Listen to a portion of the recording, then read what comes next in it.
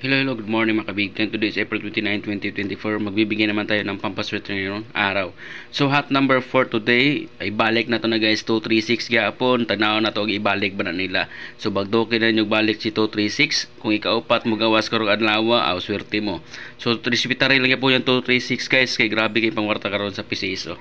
So, 429 and 209 karong adlaw, okay? So, please like and share. Daghang salamat sa tanan.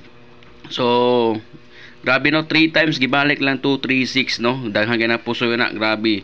Pila ra ka adlaw, ha? Gasunod. So karon, suwayin ninyo bagdok 100 ng 236. Kung mahimo, bali-baliha lang ninyo. Okay?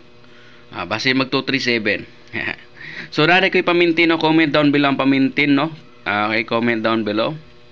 So congratulations sa mga nanalo sa pamintin no. Lumabas po pala sa steel kahapon yung pamintin ko, baka ngayon sa 3D national na may balik. So sa mga hindi pa nabigyan ng pamintin, comment down below para mabigyan po kayo ng combination. Okay, maraming salamat po. God bless you all. Bye bye. Thank you. Kung gusto niyo naman po maglaro ng ace.ph, click lang the link below. Meron kayong mga games dyan na hindi nyo makita. Okay, meron ring scatter, meron super